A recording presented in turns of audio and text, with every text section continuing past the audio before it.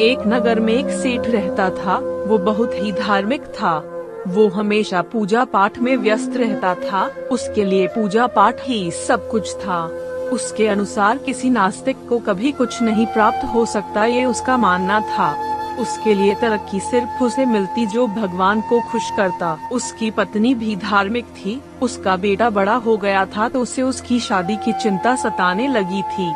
थोड़े दिन में सेठ ने अपने बेटे के लिए लड़की देखना शुरू कर दिया। कुछ लड़कियों को देखने के बाद सेठ को और उसकी पत्नी को अपने बेटे के लिए एक लड़की पसंद आ गई। सेठ ने अपने बेटे से उस लड़की की शादी करा दी। शादी के बाद बहू घर में आई। वो सभी को बहुत सम्मान देती थी और पूरे घर का बहुत अच्छे से ख्याल रखती थी।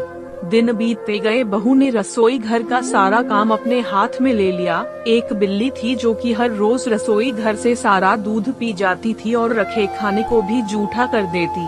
बहू उस बिल्ली से बहुत परेशान रहती थी।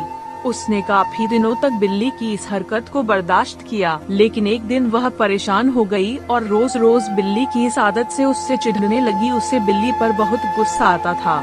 एक दिन उसने निश्चय किया कि वो बिल्ली को डरा के भगा देगी, जिससे वो कभी वापस न आए।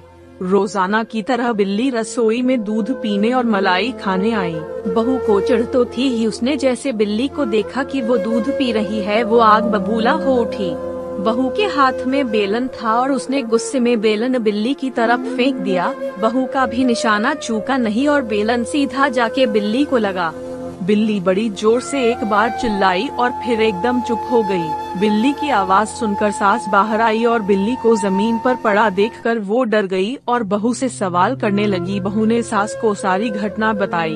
बहू के हाथों से चले बेलन से सभी को लगा कि बिल्ली मर गई, क्योंकि वो जमीन पर ही पड़ी रही, वहाँ से हिलडुल नहीं रही थी। तो सभी को लग गया कि बिल्ली मर गई। सभी कहने लगे कि बहू के हाथों बिल्ली की मौत हो गई। बहू के सर बिल्ली की हत्या का दोष लग गया। बहू को बेहतूब पछतावा हुआ, लेकिन अब पछताने से क्या होने वाला था। सेठ ने फौरन ही एक पंडित को अपने घर बुलाया और उन्हें सारी बातें विस्तार से बताई। पंडित ने भी इसमें अपना फायदा देखा। पंडित ने कहा कि ठीक है, मैं बहू के सर से बिल्ली की हत्या का दोष हटा दूंगा, उसके लिए पूजा करनी पड़ेगी।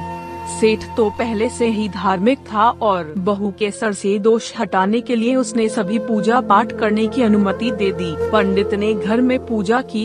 थोड़ी देर बाद पंडित ने कहा कि अब बिल्ली को तौलिए और उसका वजन कीजिए। सब ये सुनकर हैरान हो गए। सबने पंडित से पूछा कि ये क्यों, इसकी क्या जरूरत। तब पंडित ने सभी को बताया कि जितने वजन की बिल्ली थी, आपको उतने ही वजन की सोने की बिल्ली दान करनी होगी। सब ये सुनकर चौंक गए।